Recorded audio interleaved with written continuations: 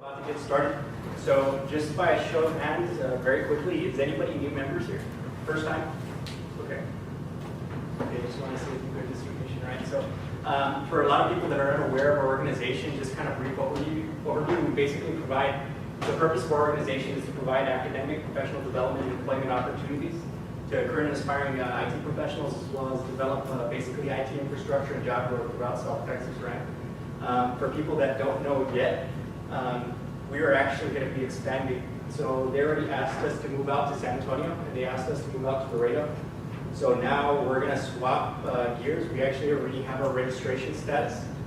We're going to be called ITA now, so Information Technology Association. So this is a new bridge to a new type of organization. Why? Because now we're not strictly limited to South Texas, right?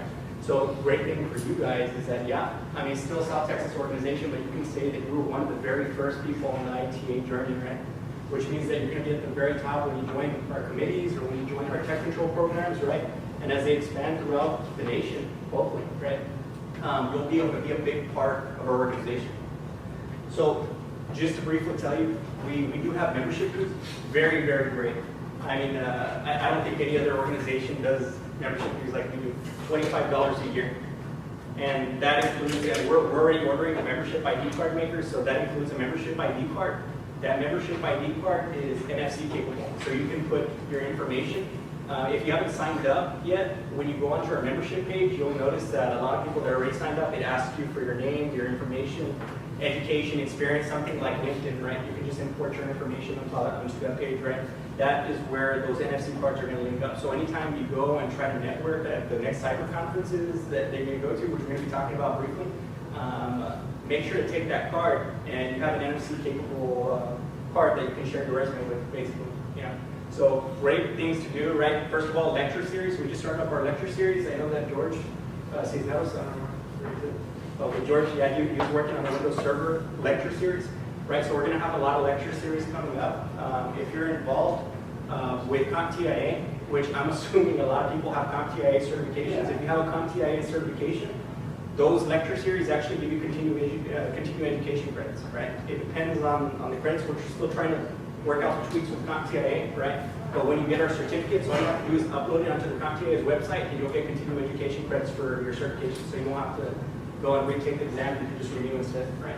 So there are great opportunities for that. Also, our meetings, for people that got here a little late, we're trying to make our meetings now to basically provide continuing education credits. So anytime you come to one of our meetings and you're CompTIA certified, you're going to be able to claim those credits, right? So right now we're doing CompTIA, yes, but we're actually moving to Cisco too. We're planning on doing AWS stuff. You know, we've been getting a little bit more involved with the coding section again. So make sure to attend our meetings, get people to attend our meetings. People that have CompTIA certs, have them come by. Why? It's great because we can start getting you continuing education credits, like I said.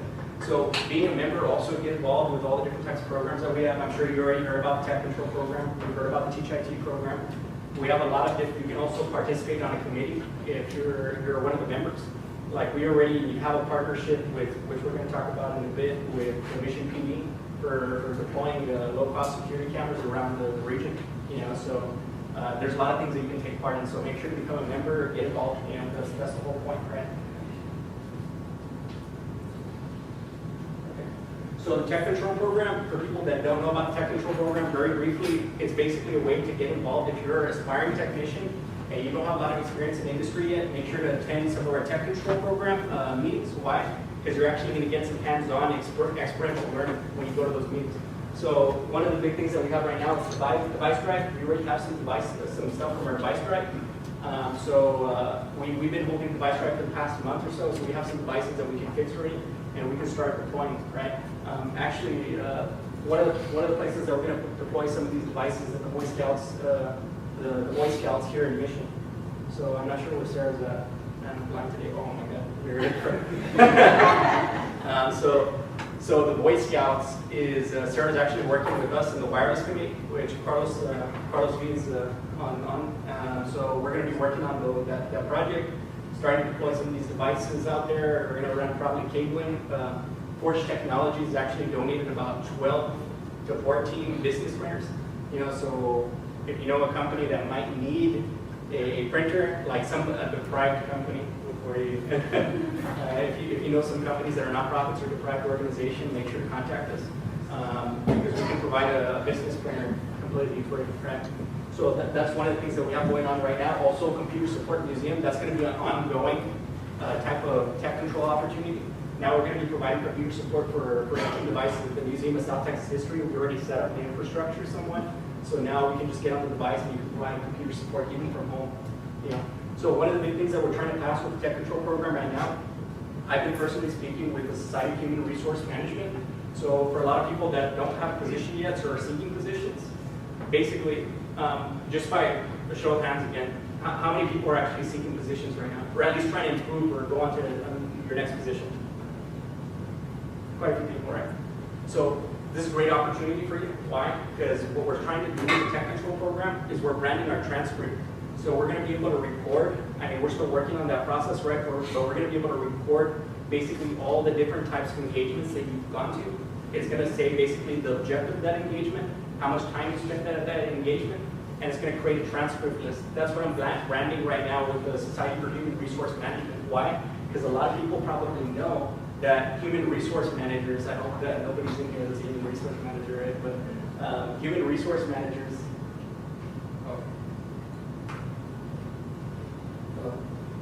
so human resource managers,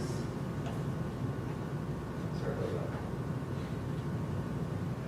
So human resource managers have a tendency to, I mean, of course, they're going to be looking at positions, right? They have a lot of applications coming in all the time, right? They don't have time to look at every application consistently, let's say 10, 15 minutes. They probably won't even spend 10, 15 minutes looking at your application. The two things that they're probably going to look at is, do you meet the education requirements, do you meet the experience requirements, right? Why should we brand tech control that way? Because tech control is, honestly, you can claim it as a company, right? So if you're part of tech control, you can say, this is how much experience I have. And what we're trying to show SHRM managers to look at is for the IT sector alone, if you have a tech controls transcript, what you're going to do is you're going to upload that transcript onto their application process online, and they're going to evaluate that basically that transcript and see how well versed you are in the technology sector, right? So it's a great thing, especially for getting jobs or at least getting higher positions, because you get to hit more diverse concepts. Let's say you're just a computer support specialist, and you get to work on some networking jobs. So we get to do a lot of that, right? So if you want to join the program, just make sure to go ahead and you can join on our website or basically contact me, agarcia@stidda.org. So if you have any questions about that, just let me know and we can get you involved. So one of the big projects that we have running right now is through the Software Development Committee. We're actually trying to create low-cost Raspberry Pi cameras that are going to be used as security devices for high-crime areas, basically low-income areas, right? So what we're doing, we actually already partnered up with the Mission PD. Chief Dominguez was the first one to hop on board. We are working with Hidalgo County on getting a partnership in the crime prevention unit, but right now, the PD is collecting data from us. We're going to extrapolate the data, right, to be able to find different areas that are prospectively getting into the crime area, right, and areas that really do drastically need these crime reduction types of systems, right. So if you're interested in developing some of the cameras, that's what we're going to end up doing through the Software Development Committee. So what's going to be happening with these cameras is that they're going to be on Raspberry Pi Zeros. They're going to have basically a strip to one of the camera strips.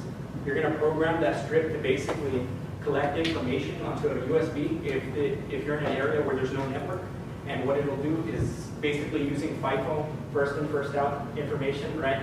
It's gonna rewrite the data as it consistently stores data, right? And that'll be based off of what we're gonna be doing. We're trying to modify it as we go. So this is gonna be a continuous type of program. We're gonna spread throughout the region, right? I'm trying to personally seek out Raspberry Pi partnership with the actual Raspberry Pi organization to see if we can get cheaper units, possibly even some donated grant. So what we're going to end up doing is, like I said, it's going to be recording that data, and the police department will go in there, extract the data, and see if anything happens, right? It helps reduce crime, of course. One of the most important factors in this sense is that if people know that you're watching, they're going to stop doing what they're doing, right? Or most people. So that's the whole point and tactic of that specific opportunity, right? So, but you'll also, if you're going to be, we're going to be designing the outside casing using CAD. So we have a 3-dimensional printer. So you also get, if you're interested in 3-dimensional printing, you're going to get to work with AutoCAD, which is a $1,500 subscription. Might as well get some education here when you can, right? So that's what's coming up. If you're interested in getting involved, I would say coordinate with the Software Development Committee. If you're on Slack, that's the Slack channel, Software Dev Committee. If you want more information, contact Software Development at STIDA.org. They can guide you in that direction. They're the ones working on that project. So new lecture series, like I said, you can get new continuing education credits. That's Carlos B up there, teaching our first lecture series class, right? So, like I said, just take advantage of those different type of opportunities. We'll let you know when they come up. San Antonio Laredo expansion, I already told you. If you know anybody in San Antonio Laredo, make sure to take a picture of this. These are our Slack channels. We already started adding people on San Antonio Students.slack.com and Laredo Students.slack.com. Or you can contact me personally. You can give them my email, or you can get my email. If you have your friend's email address, I can add it to the Slack. So we can do that either of any ways, right? So right now, we actually already have a STIDA coordinator in San Antonio. So we're already basically getting everything up and running in San Antonio. So it shouldn't be too long before we hold our first meeting up there. And we're going to be able to connect back and forth between those two areas. Yeah. So upcoming events, this is probably what a lot of people are excited about. I'm not sure if you saw these. I mixed it up on the email, so I'm not sure if anybody noticed that. But if this on the email, I accidentally mixed up the 5th Austin Diversity Hackathon and the B-sides. So the dates were just swapped back and forth. So sorry about that. I'm going to fix that. I'll send you another email for people that especially aren't here. But make sure to get these dates down because these are great events. B-side San Antonio.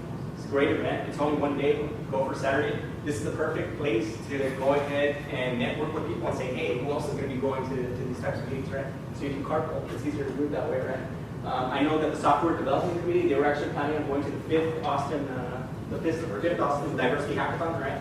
So if you're interested in coding, make sure to connect with the Software Development Committee. They're already going to be heading up there. Probably going to head up there myself, and we'll carpool. Also, Texas Cyber Summit that's coming up in October. There are other events that are coming up as well. We'll go ahead and brief you on it. We're going to start doing a better job of that. We're going to be creating a newsletter actually that you're going to be able to take advantage of. And we're going to start putting up stuff on this on our website. Right? Moving on, STIDA Device Drive. We're going to continue doing the STIDA Device Drive since it didn't really overwhelm all of our resource points, right? So if you have devices and you want a tax deduction, come into the C building. We're going to be establishing a new location soon. And just write your name and a small description of your device, your legal name or your legal business name, and your email, and then we're going to basically send out that basically deduction letter. Okay?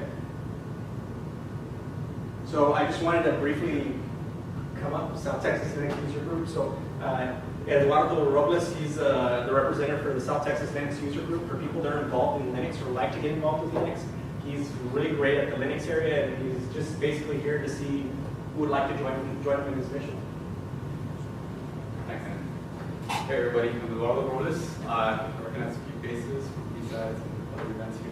So yeah, as Andrew said, I'm the admin of the South Texas Linux User Group. It's a cool group. We have about 50 members on Facebook, of which 48 are workers.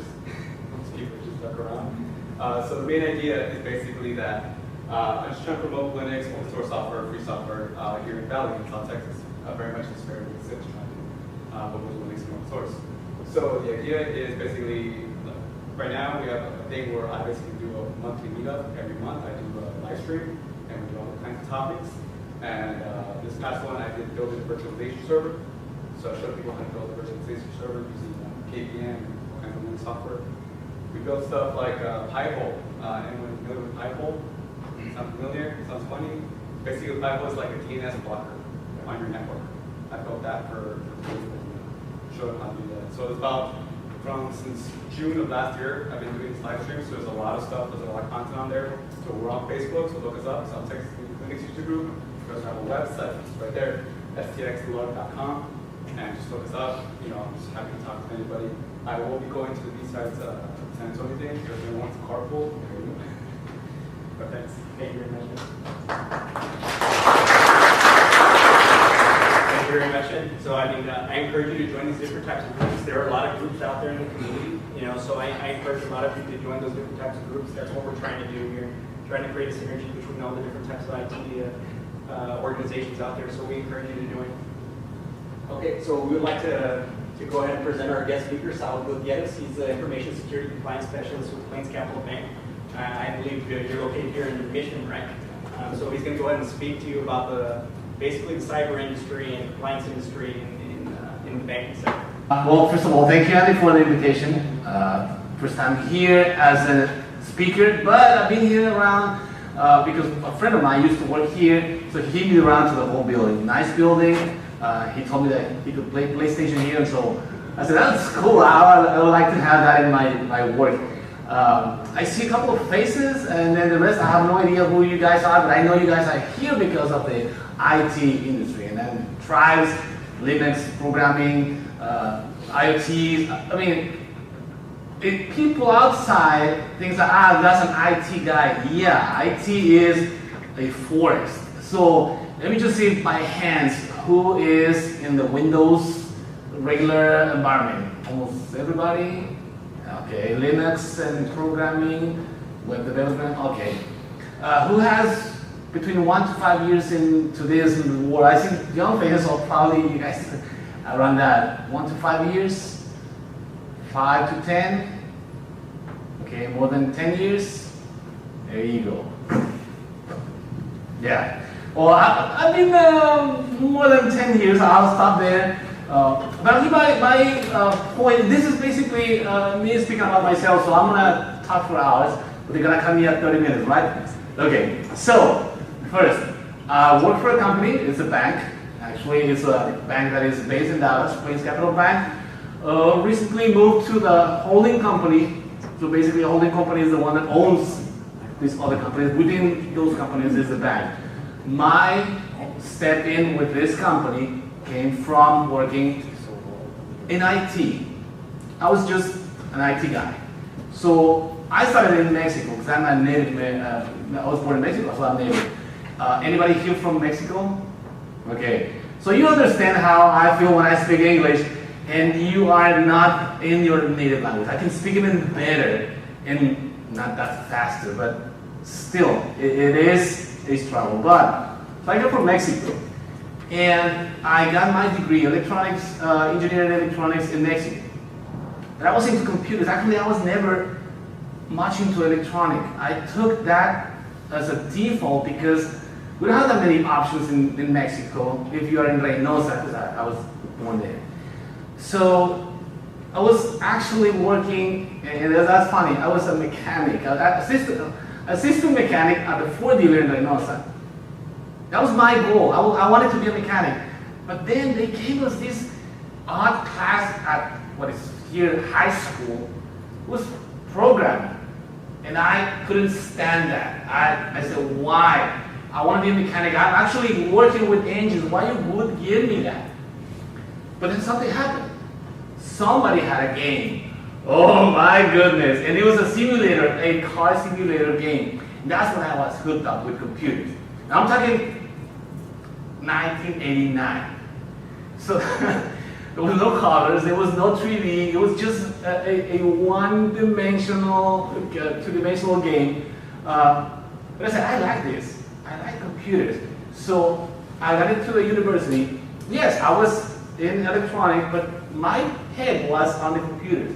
So I would get off class and go to the computer lab. Obviously computers with no hard drive.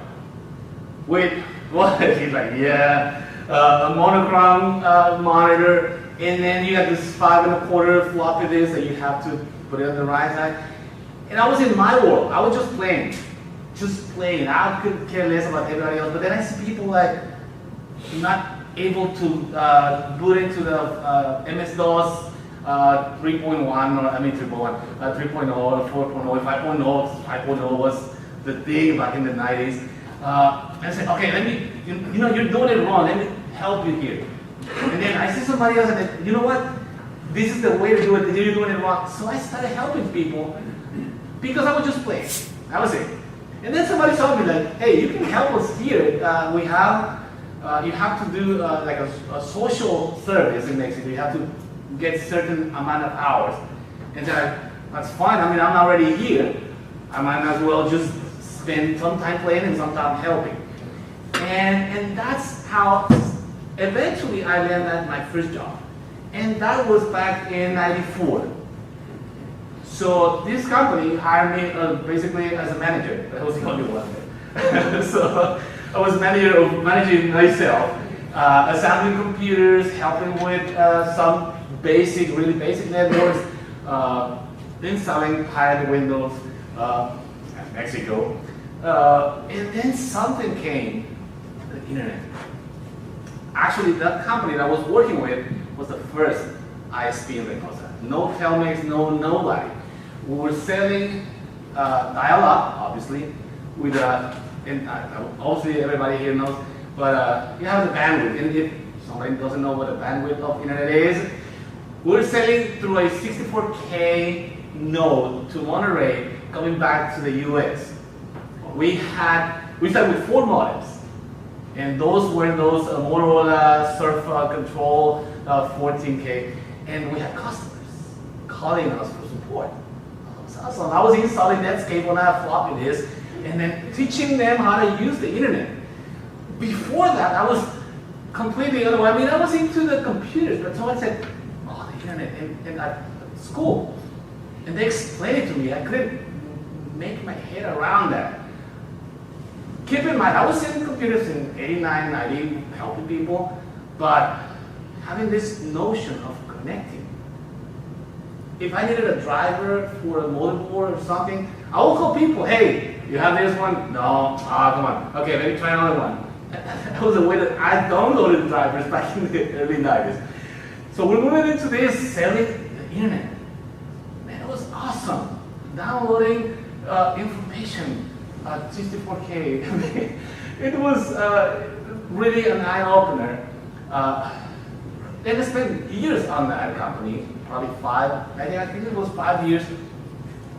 Before I started noticing, they didn't really pay me that much. So I'm working, and this is real.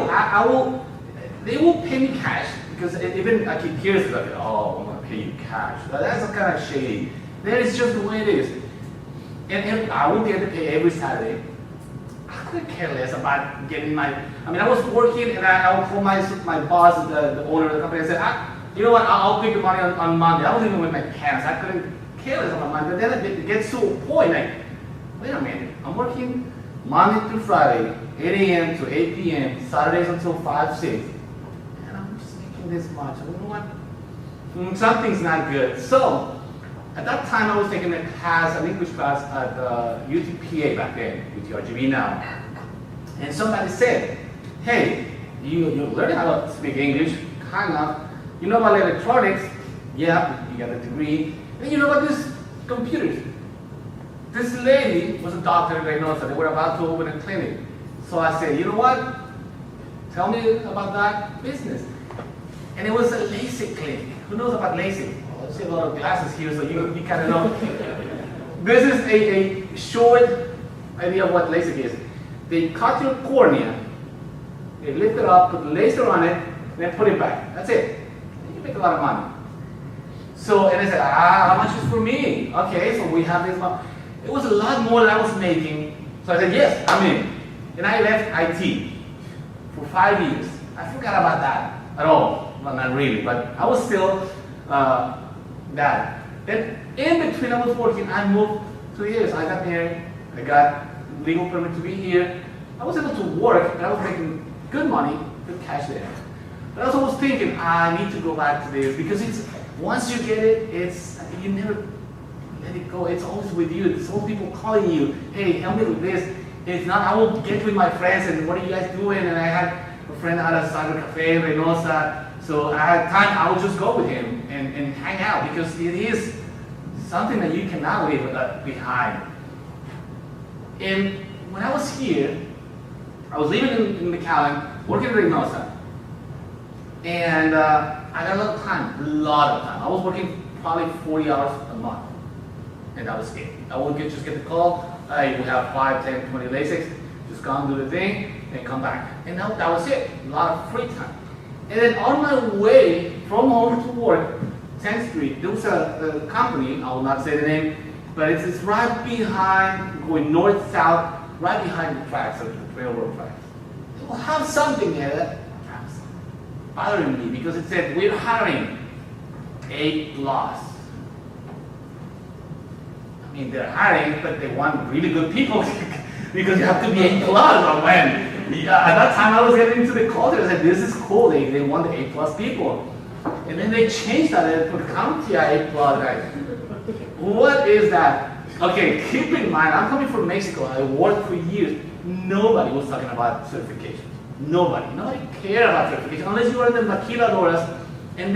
But I never worked there. I mean, we provide service to them, but I guess I never got into talking to people within the departments about certification. I don't care. Then it makes a connection.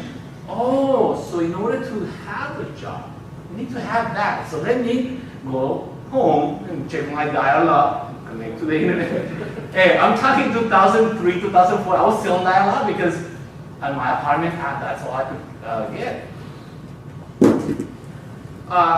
Long story short on that, I got certified. CompTIA A+, I'm A+, because it was a lot of reading in English. Oh my goodness. So I got plenty of time. What I was doing, basically, I was transcribing in a notebook. I was doing this per month. So writing almost everything. But it worked for me. I never get the A+. So that was easy.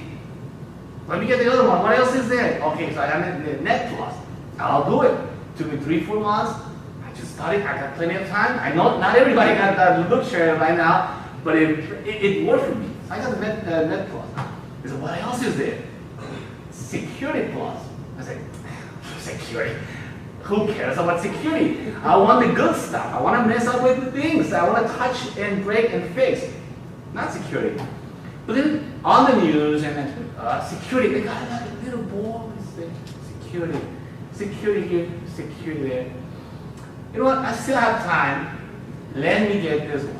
And I failed. Boom! I got there and I failed. I was like, how? How? Me? Failing? No, that's not acceptable. And I go back home and my wife is like, hey, so how's it going? It went really bad. I just failed. So I went back and then I said, I'm going to study this one because it's not possible to fail. But it's obviously it is. So, second try, I got it. Oh, security.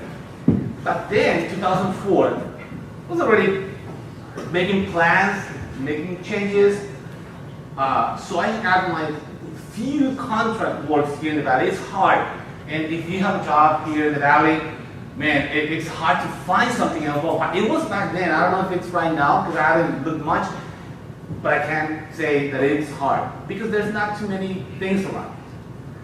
So I got a contract job, and then another one, and then another one. And this company, it was like an employer location, how do you say it? Anyways, it's a company that hires people to put in companies. So they said, we have a full-time job in this bank. Okay, let's try. And it worked. So I ended up there on an interview with my wife in the parking lot, working on her labor because she was due that day. Yep. So 8 o'clock in the morning, I'm getting ready for the interview at 9, and my wife's like, I don't feel right. And she has the full 9 months and a couple of days. Said, don't do this to me. This is my first interview. Please, don't tell me this, because it's not even like in the mood like, I'm having a baby. No, it's like gradually, something's not feeling right. So by the time I'm there, I said, don't leave me alone. Take me with you. I said, no, I don't want to. Stay here. No. So she ended up in the parking lot of Animal Bank. Now they're throwing it out for us. And I'm here with my future supervisor here, Ross Robinson. Really nice guy, talking and talking and talking and talking. An hour later, I'm like sweating, like, oh my goodness. Oh, my wife doing? But I said, you know what? I don't want to be very unpolite, but my wife is in labor in the parking lot. What are you talking about? Like, yes. So she was writing the contractions, the in-between. She was just making this little big number. Like, we took off, get all the things, and the baby was born that day. And he's fine. He's 14 right now. He's just playing it. As any teenager is. So I got into the banking. I said, oh, I want to work for a bank. And it's all this money. Nobody was touching crap. The whole computers were running slow and had all these problems. And it is not as, if anybody works for a bank, and I know Leo because he's my co-worker, but if anybody else works, or he or she works for a bank back in the time, it's just another company.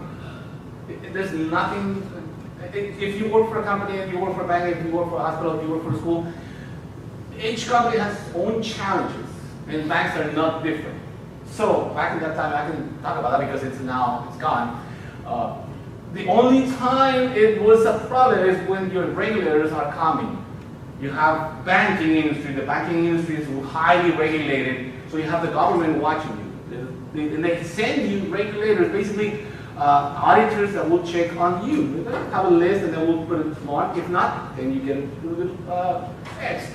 So one of the things they care about that at the time was having patch in your system.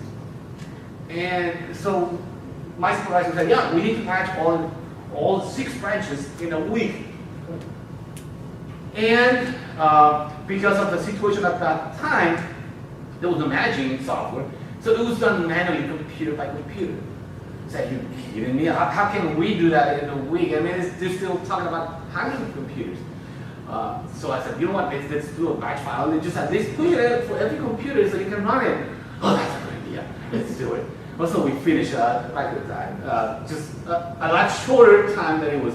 But that's the kind of challenges that you find. So one take from anybody that is working for any company, don't be afraid to challenge the status quo of whoever is outside making the wrong decision, or at least not the best one, the optimist one. It's going to make your life easier, and it's going to show that you have a real interest for the company. Even if you feel like, he's a supervisor, he should know, or she should know. Sometimes, in between the pressure, you have to have somebody that is good enough and smart enough to give you ideas. So take that. The company was bought. They offered me to move to San Antonio with the same salary. I said, no, thank you. Give me something else and I'll move. San Antonio is a little bit more expensive than the Valley. So I stayed here, and guess what? I switched back again because of the money. I'm not going to say names. I mean, there are not too many LASIK companies here in the Valley, but I moved to one again. So I was working for a while. And then somebody that used to work for the bank, Alamo Bank, called me and she said, hey, I'm working for a bank now, again, they need somebody. Are you willing to work? I said, yeah, I mean, yes, I'll say yes. And so that's another take. If you think that you're working, and that happens a lot with, I see it with our environment. And I'm saying an hour because even if I'm not IT anymore, I'm still feeling part of that. I work, I do my stuff, and I do it right. And I don't care about the rest. I mean, yeah, if I'm server guy, I'm not gonna talk to the DBs, and I'm not the security. Anything kinds of silos into the human side. I would recommend try to avoid that. It helps to know people. It helps to care about people. But don't care from outside. I mean, if you really don't like somebody, don't be fake. But if you want to move in life, forget about IT, being real with people. If you care about them, if you talk to them, don't try to be, yes, if you know, and there's a lot of smart people in IT, but they get isolated because they don't go outside. So she called me and she said, we have an offer. I said, yeah, give me the interview. I got the interview, and I can still talk to about this stuff because it's now gone for National Bank. And what happened is they have several options. And they gave me, like, what do you want? I said, I don't want to be, no due respect, but I've been doing it for many years, under the desk, connecting the cable. Give me something else. I have this. What do you see? oh, we have a new department for security. I said, yeah, I have Security Plus, but I have no idea how to do the real stuff. I mean, I got the certification with no experience, which sounds not very smart, but it is. Why? Because they always tell you, oh, you need so and so years of experience. And I tend to, and personally, I tend to avoid being exposed. Oh, you're fake. Oh, you just got all this certs and you know nothing, just know. But what happened is, yeah, I don't have the real life experience, but I got the understanding. I can make my neurons got into this. I might not be able to explain what I was able to do before, but I can do it in this company. So I ended up in the new department of security. It was just me and my supervisor. And nobody else, no tools. It was a brand new. Now, see the wrong side or the black side or the dark side is, you have to do everything. But see the bright side, you can do it and everybody say, oh, at least you're doing something. So, we started doing something, obviously, and keep in mind, now when I say something, it's not like, oh, we are doing little things. It's a bank, it's still a bank. Back in the time, National Bank was the biggest private bank in Texas. Up to, and the bank measure, they see, like, you see a car, you say how many cylinders. Well, banks is how much asset you have. So the bank was at 4.2 on the highest, $1 billion in assets. So it was a very good bank. But they had no security department. Why? They had people working on security, but it was the same people making the changes on the server, making the same changes on the exchange, making the changes on everything. So you have the same hands touching all over, and they say, oh, wait a minute. You can separate that because you're not supposed to be doing that. You're big enough, let's do this the right way. Regulators forcing banks on having security. That's another take. If you see it as sectors, hospitals have big people right now. So you can see, oh, I might work for somebody in IT, but see what the sector needs. And if they have regulation, that's a good spot to look at. Because you know that they're going to be schools and government, they have different regulations.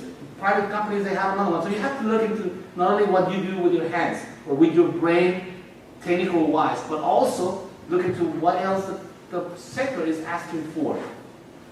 So we had this department. 6 months later, I said, you know what are we doing?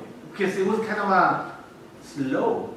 And yeah, we had some tools. There was not much budget. And then the regulars came and then fired my supervisor because we weren't ready, basically.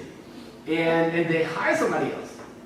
At that point, I was still IT. In my heart, I was IT with this security phase because I was hired for security. But give me the tools, give me the admin access, and I will do, and I will work.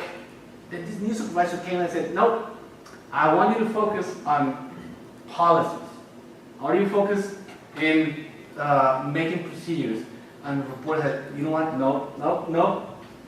Big no, me no like it. And it was a fight. And keep in mind, fighting with the supervisor doesn't end sometimes well. So I was always losing. Yes. Got to a point I was like, I'm fed up. I mean, I'm just going to quit because this is not me. I want the real deal. I don't want to be on this. You're not doing work. You're just creating fantasy. Why was that that mistake? It's a mistake, let me tell you. At that time, I wasn't aware of why I was in IT. Why? I was just there because I love it. And I was like, I want to do things. But my problem was, at that point, I was not aware, completely lost on why I was working in a company. The only purpose that I'm working for that company is for them to make profit. That's it. The company doesn't care about your love for IT. They don't care about your passions.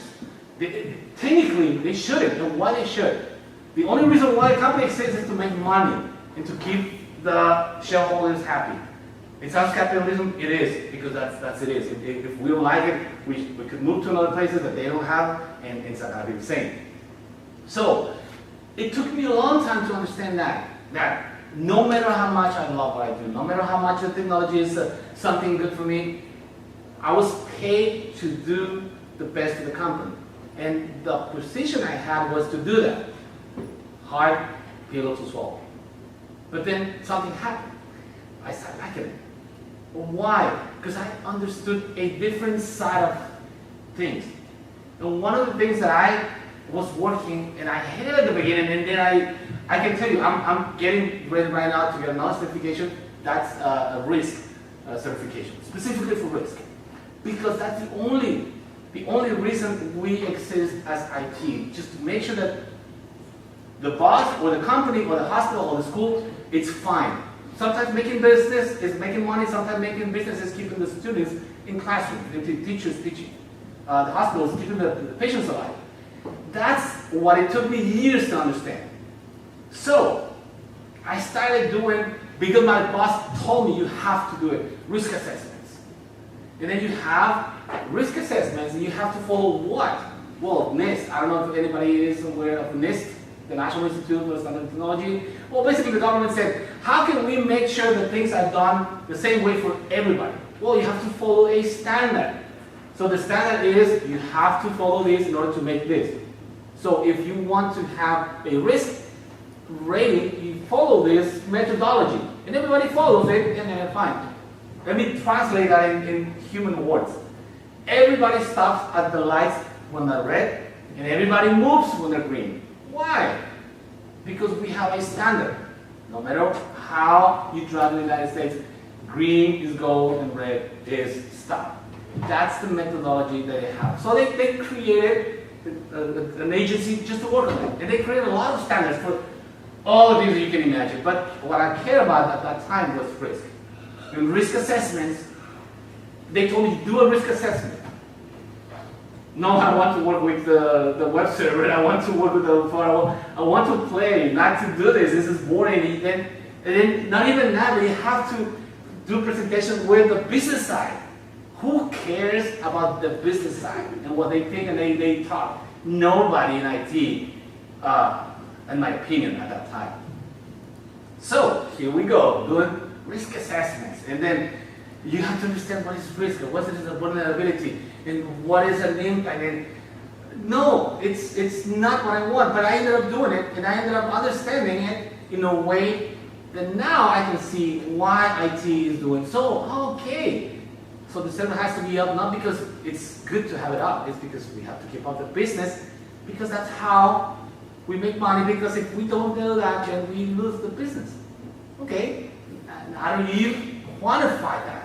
Well, this is the tool, the risk assessment. Okay, so I'm helping everybody by doing this. Okay, yeah, it makes sense. I was still working with half the tools and working, because it was a bank that it was big enough, but not that big. The team for security was my supervisor, and then by that time maybe another 2 guys, girls. So we still had to manage the tools and then do this. It got to a point that they took off completely my credentials. No domain admin, no admin credentials on it. I now just set an auditor access. If anybody has been there, it's like you basically cut my arms and then you leave me alone. Because now you know that you can do it, but you have to ask somebody else to do it. And they don't do it right, never, because I know how to do it, they don't. I do, you don't. So now I'm on the other, they're kind of pushing me outside, and I feel like an outcast, like I'm getting there, you guys are IT, I was there. Sometimes I feel like, but it's just in my mind, I'm playing this game of I'm not there. Who cares? Because what I was doing was still working with the same team, it's just a different focus. So we're talking about in between years, and we have this big thing about called big recession. The economy tanked, jobs security was a big thing back then. And I said, you know what? I need another certification because I need to do the right thing, get more certifications. And back the company was not paying, how much time do I have? Because I've been talking Like 5 minutes. No, 10 minutes? 1 minute? Okay. Okay, because I still have to talk about my grandma and so I said, I'm gonna get another certification. What am I gonna do? Okay, it was CISSP on. You have a CSSP on, come on.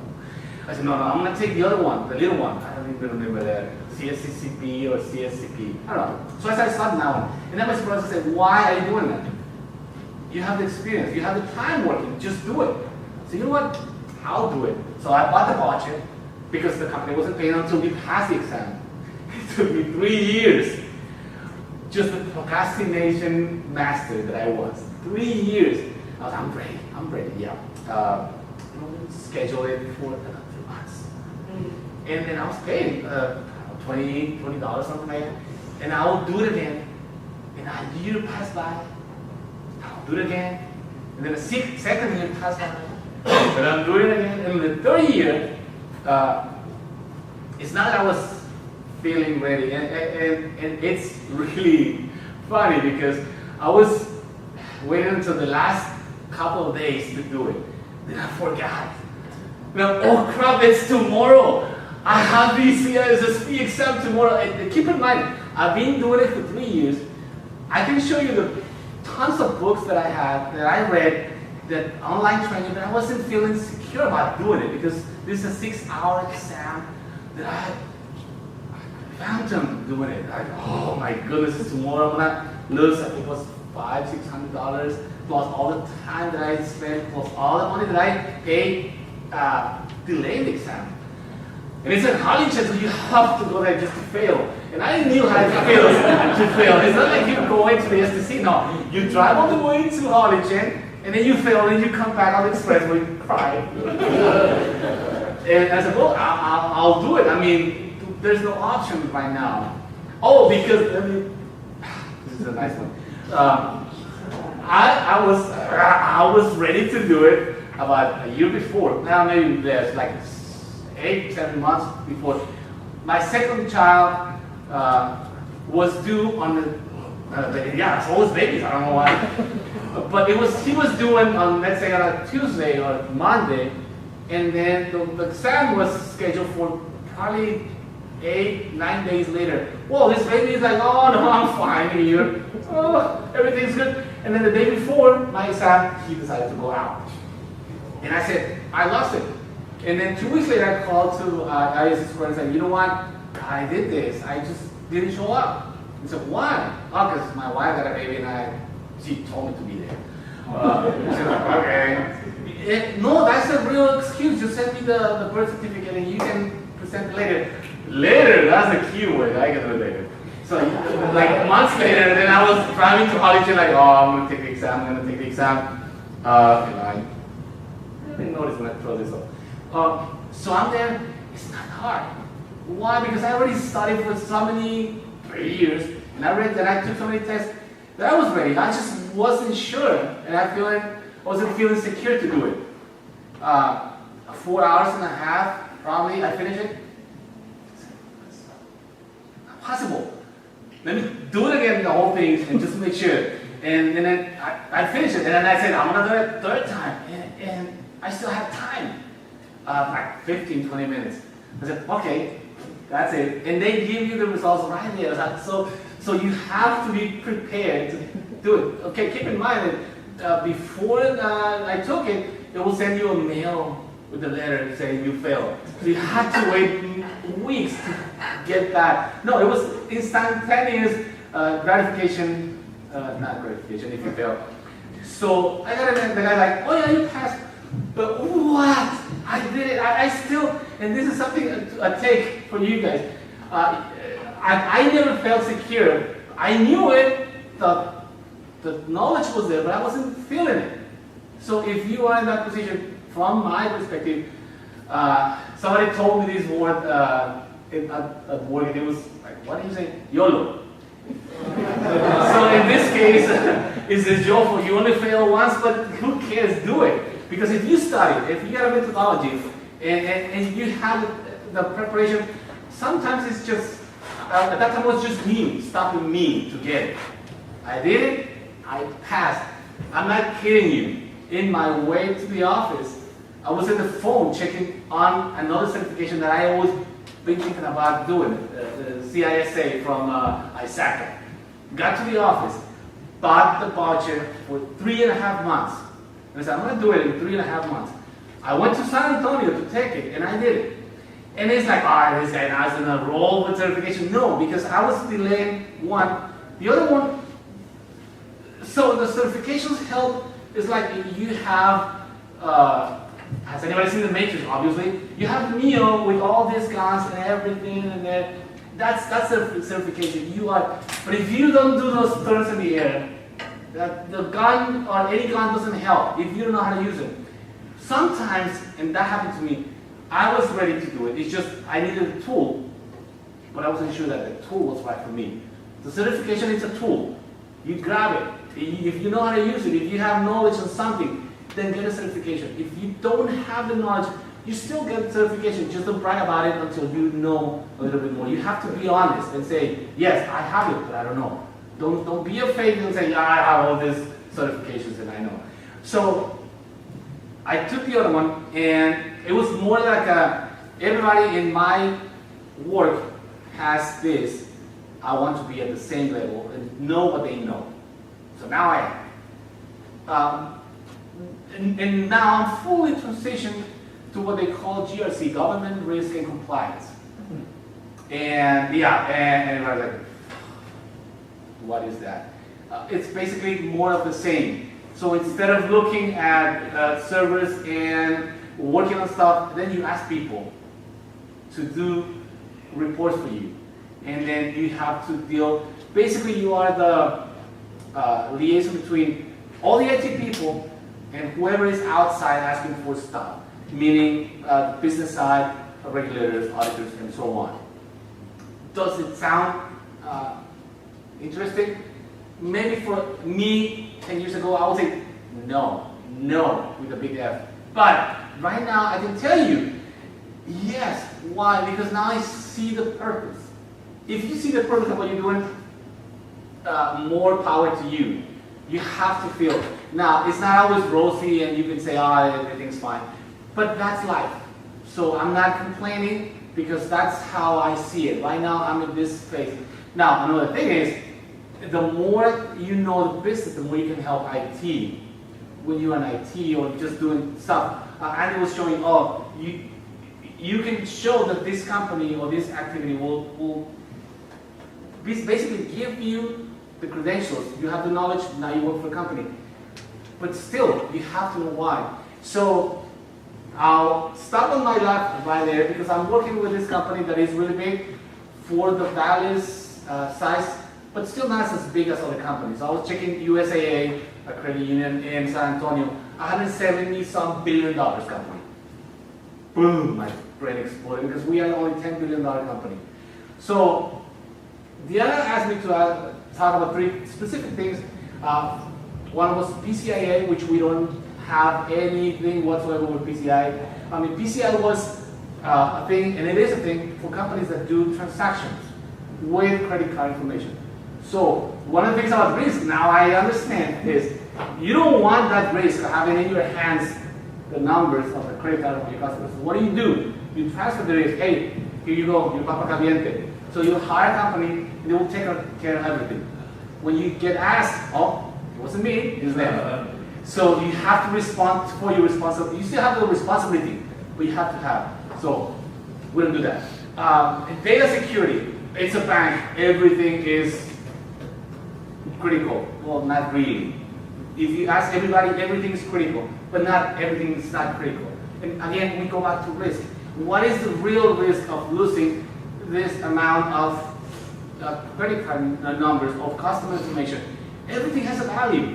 So what these guys up there in Dallas do is they quantify the risk. And they say, you know what, we accept this amount of risk. As long as you keep the risk within this, we are fine. So now everything makes sense. We, IT, we're not responsible for making the rules. We're responsible for touching things and making things happen. But the responsibility is up there. It's always up there. Management is the principal, the director, the CEOs. they are responsible. They should give you the guidelines. They should give you all the way to go. It's not IT responsibilities.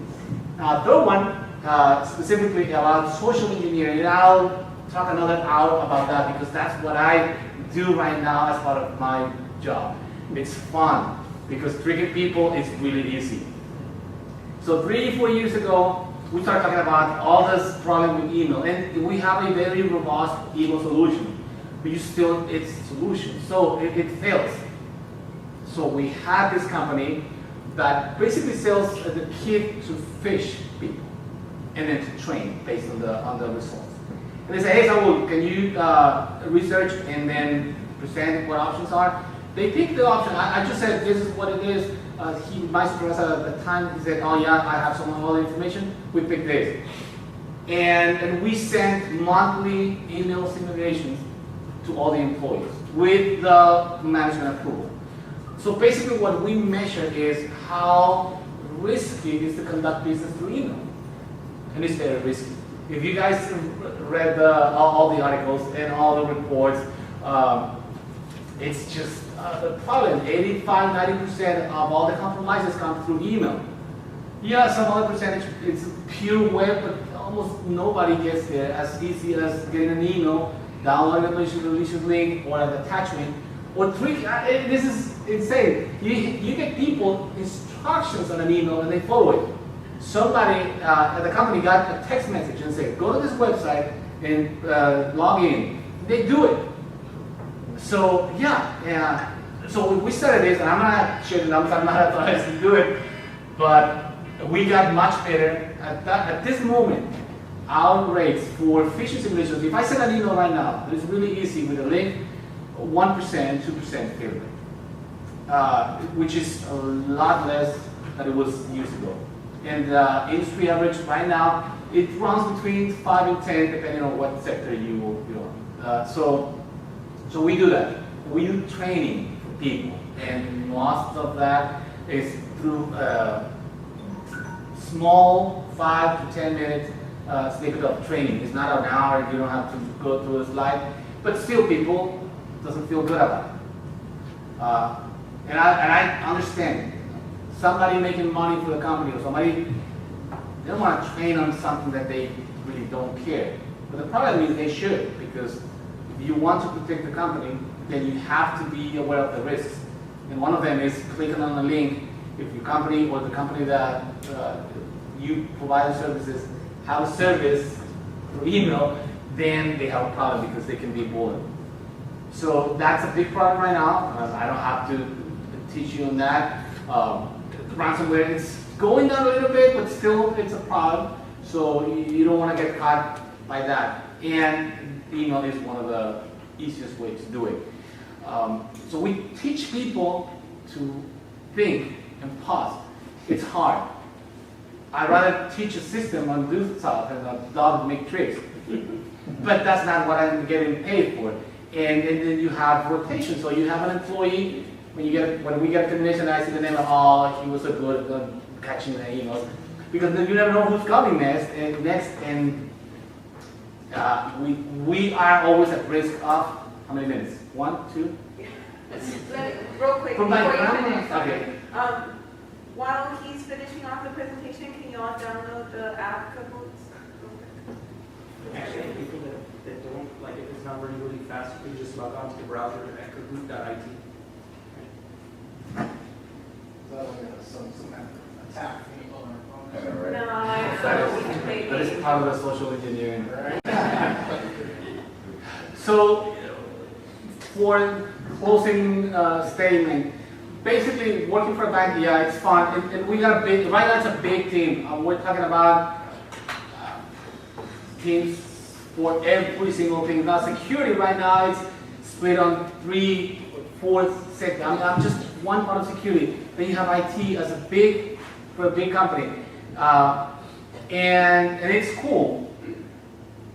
But one of the things you have to keep in mind is what you do, what you know, what you have as your tools, it's going to be what is going to be your selling point.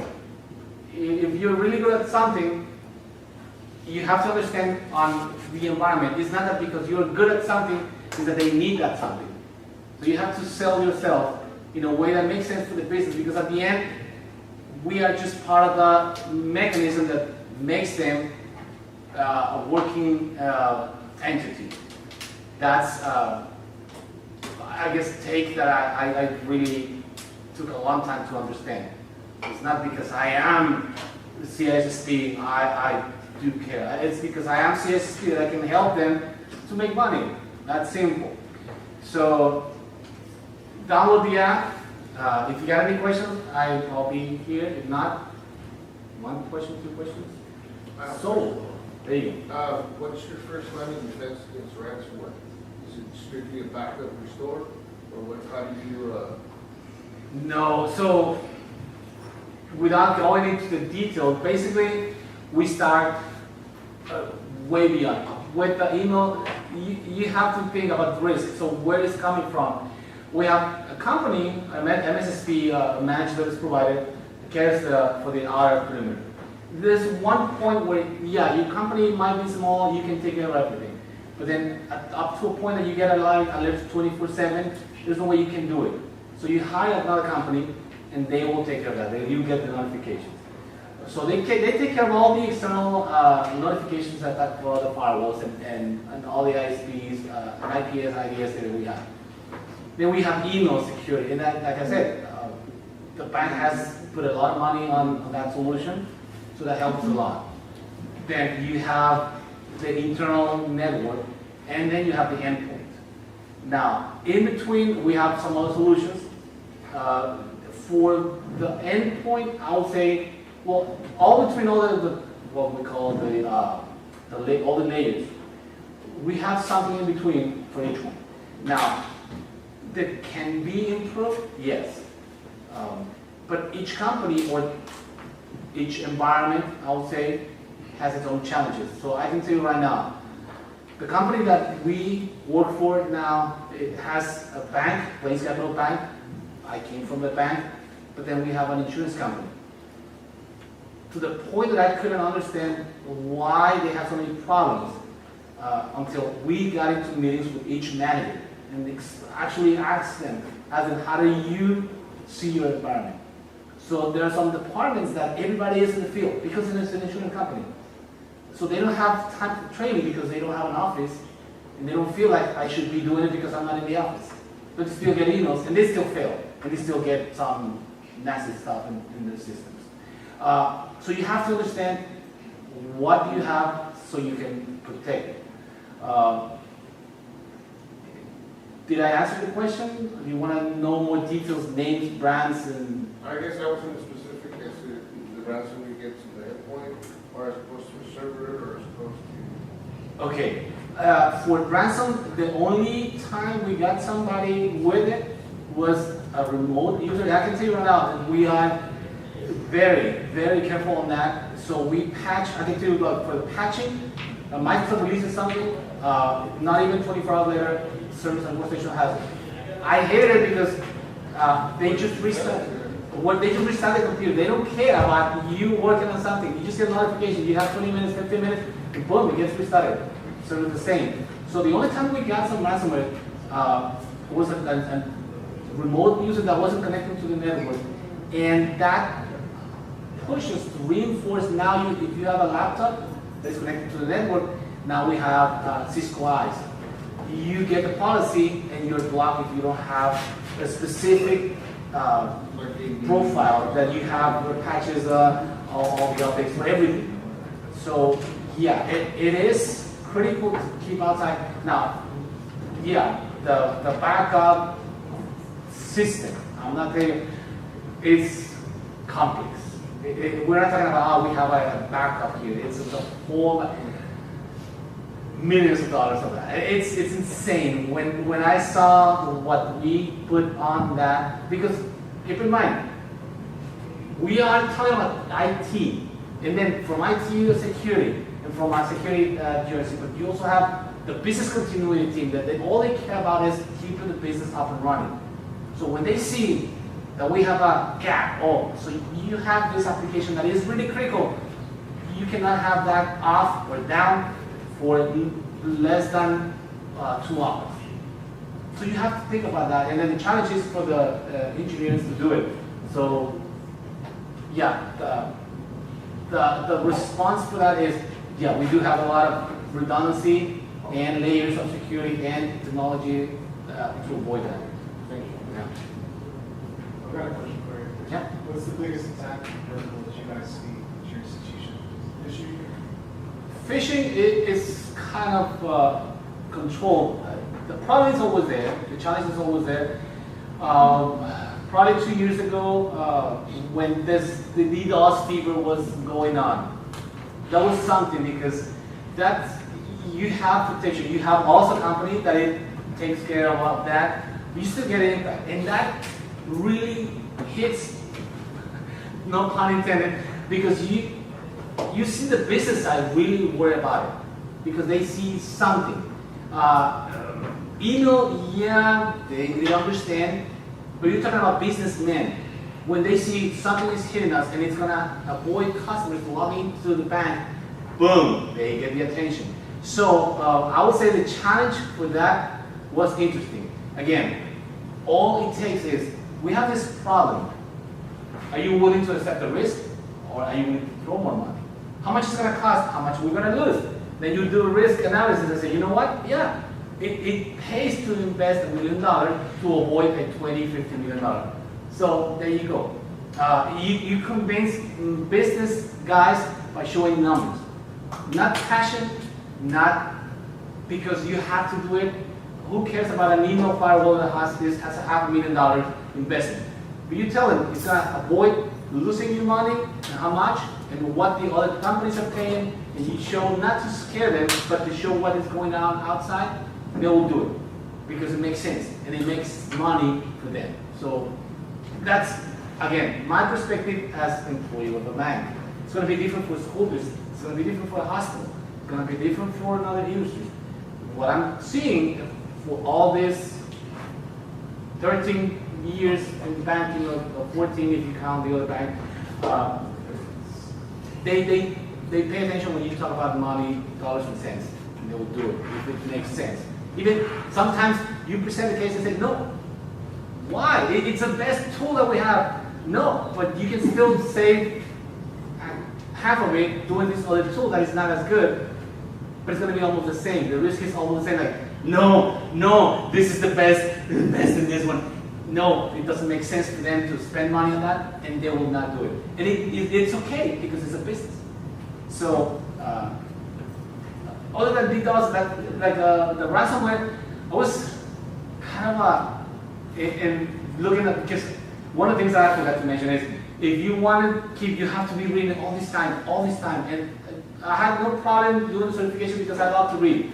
But if you don't, that's a challenge.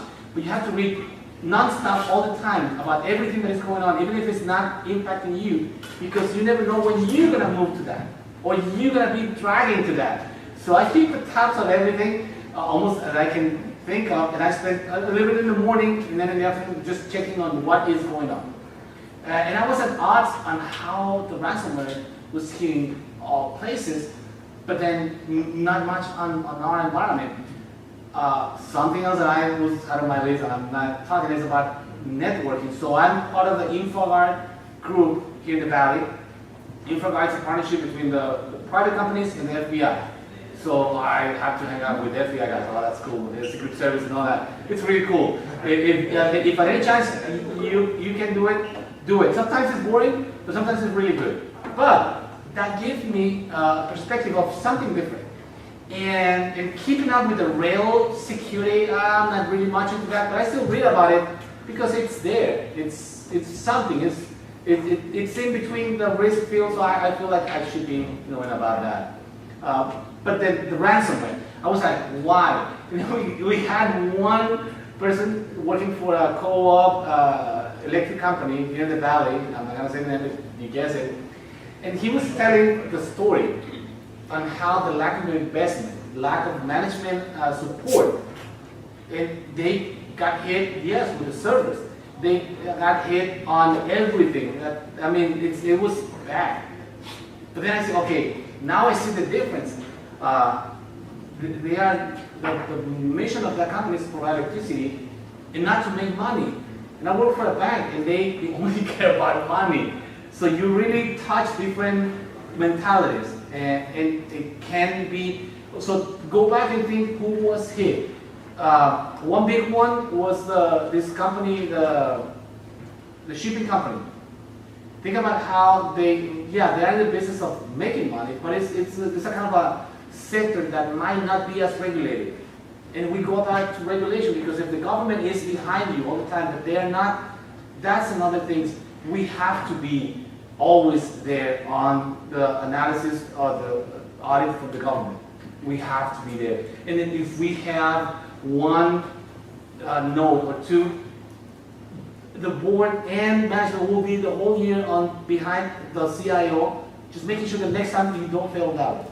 So it is a cultural thing for a bank to be top notch, even if you're not perfect. Nobody's perfect. No reason it's being always like there 100% of the time. But you do the best. When you have lacking of your culture, your security is just an afterthought, and nobody's really pushing on that, then that's when it happens. Go back and check, do the correlation of who was hit big.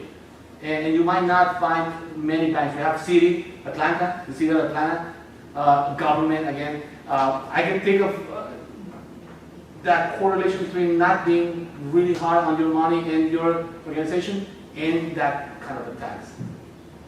My perspective again. Thank you very much. Okay? Thank you for taking over the 30 minutes. Okay.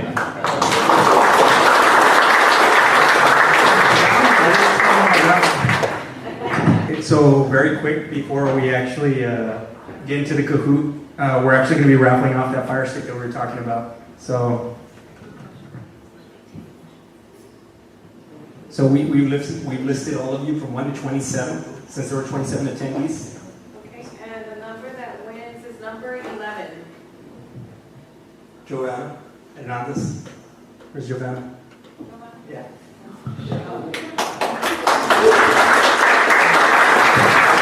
Giovanna, if you can actually come down and take a quick picture so we can put this up on our Facebook page.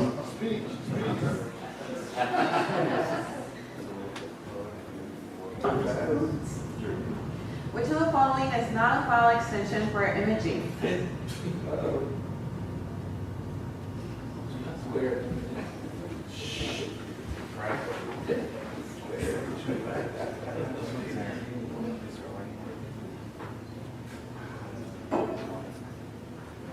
Wow, good job, guys.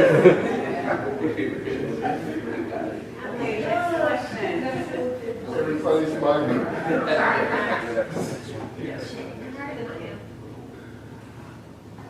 Okay, these are top players. An administrator has a network in London, Chicago, Mexico City. What kind of network is this? LAN, WAN, peer-to-peer, client-to-server.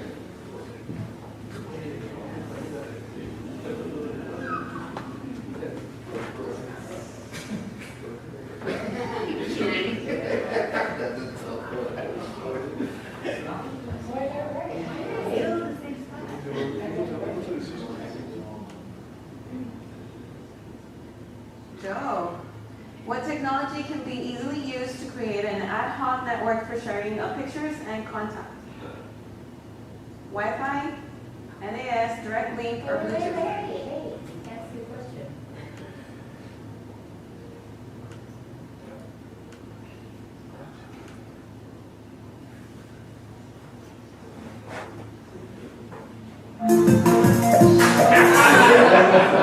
No pressure, guys.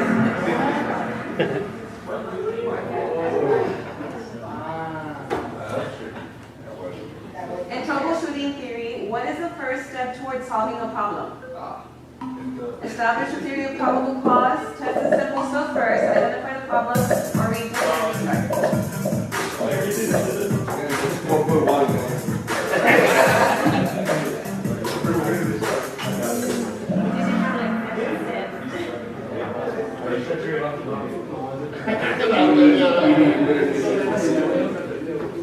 Which hard drive connector will give you the greatest speed?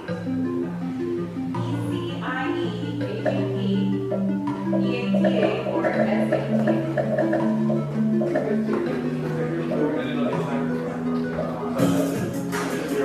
Yeah, sounds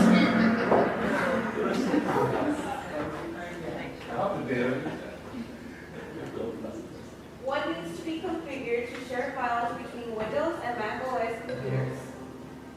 A work group, home group, peer-to-peer, or client-server?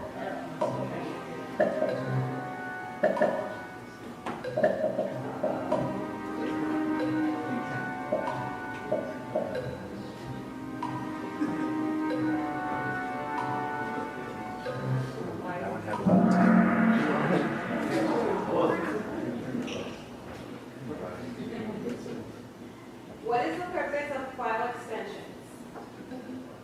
To organize the files when viewing them, to instruct the operating system what application to use, to indicate which operating system the file will work with, or to specify which platform the file will work with.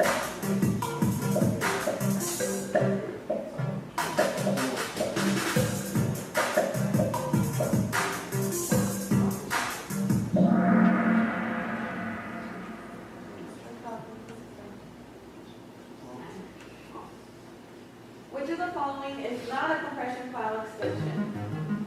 ISO, .jar, .rts, or .zip?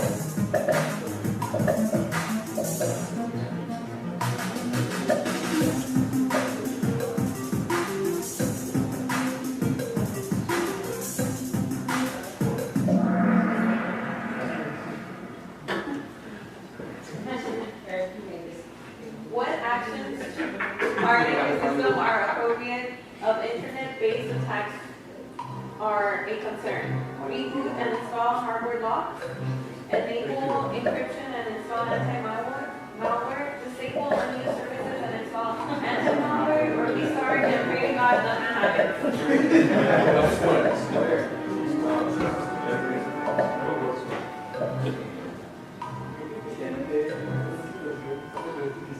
These have a little bit more time since it's a little bit.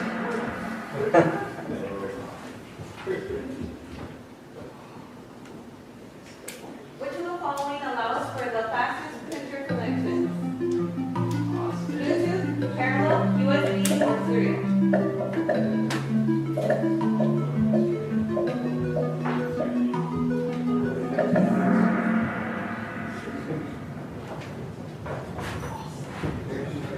If a desk phone that is connected only via a network cable, what technology is the phone using? LTE, GSM, VoIP, CDMA?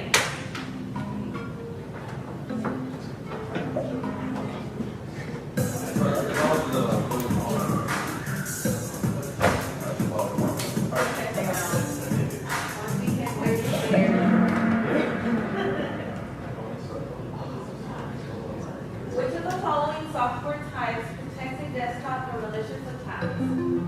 Backup, antivirus, diagnostic, or screensaver?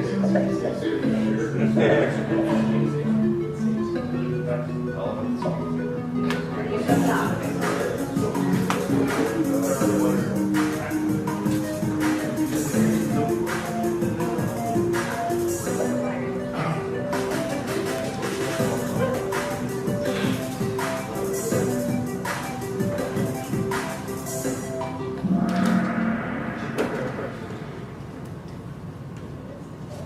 Which of the following is a function of a CPU?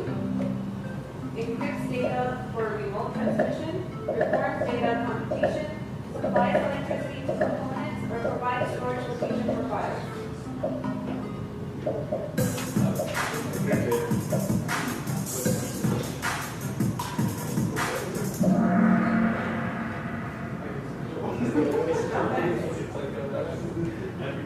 Which of the following is a common way to prevent physical theft of a laptop or workstation?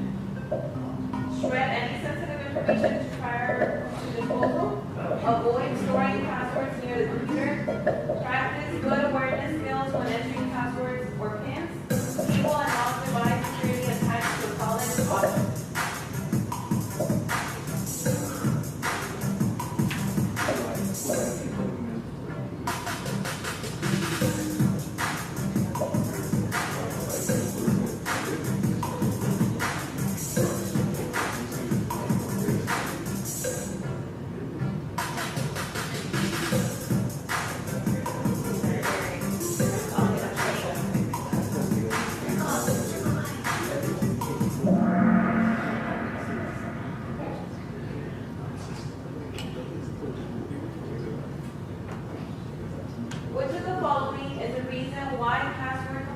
be as a best practice. It makes passwords harder to crack. It encourages users to write down passwords. It forces users to develop typing skills, or it discourages from using the same password on each account.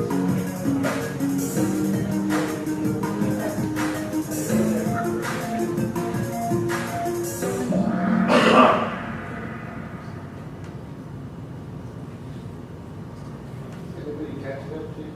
What is used for temp storage of program data that is cleared when the computer is turned off? CPU, SSD, hard drive, or system memory?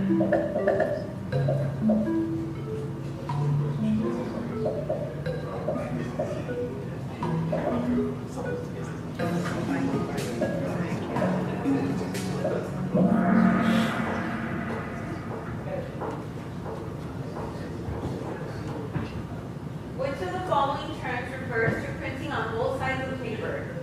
Duplex, simplex, dual, or only duplex?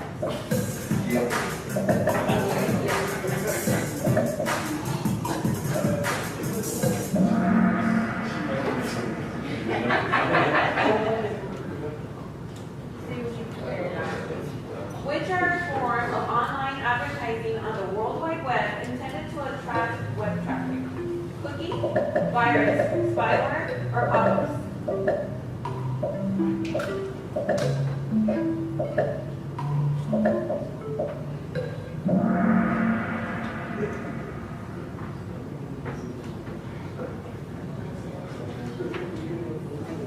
Which of the following is a video capture device connected to a computer or a computer network? Web camera, USB optical drive, camcorder, or digital camera?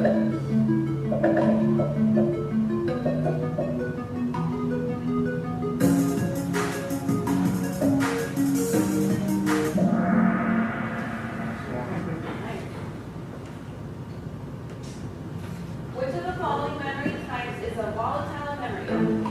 Flash, virtual memory, RAM, or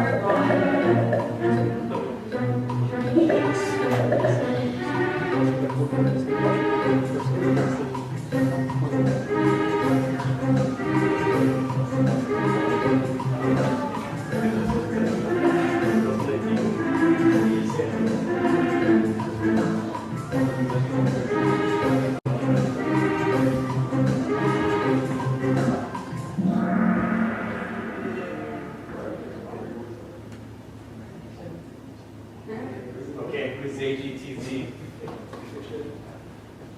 Oh, of course, Manu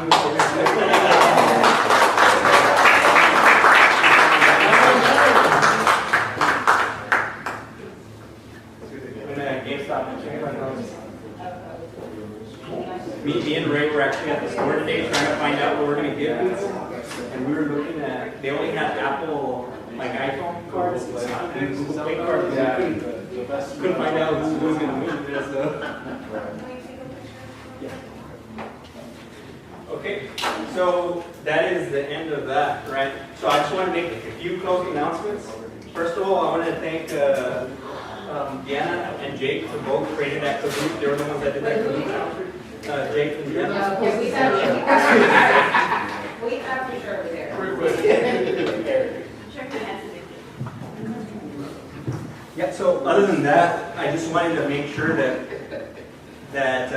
we also talk about one of our new committees that just came up. So I just want to recognize Dennis in front of everybody. Do you mind? Dennis Stort. So Dennis Stort up here, he's one of the IT project managers for IDEA.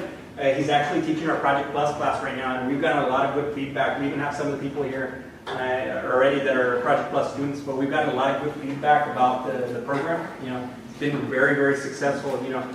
But that urged us to go ahead and create a new type of committee. It's called the IT Management Committee. So Dennis is the one that leads that committee.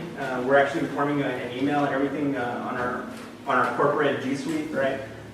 So the whole point of that committee is to help establish project management skills, right? So a lot of people are in IT, and especially software developers. There are a lot of things to know about project management. So if you find yourself thinking about, you know, I want to be a project manager, at one point in time, go for your PMP, go for your CapM, go for your even Six Sigma, or, I mean, obviously Project Plus. I would urge you to get into the IT Management Committee. But the whole purpose of the IT Management Committee is to help basically push project management, Six Sigma efforts, as well as IT governance throughout the valley, right? Because a lot of people don't use a lot of those different types of techniques, right? They don't have accountability systems, they don't have internal control frameworks using CASO and stuff like that.